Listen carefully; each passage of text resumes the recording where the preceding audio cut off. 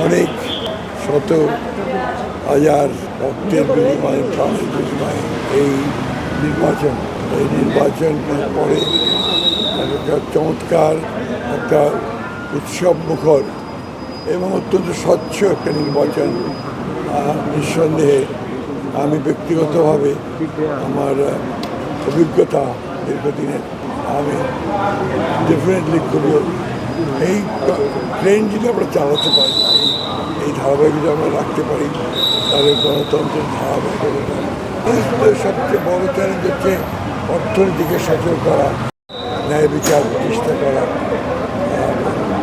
দুর্নীতিকে নিয়ন্ত্রণ করা। এই চ্যালেঞ্জ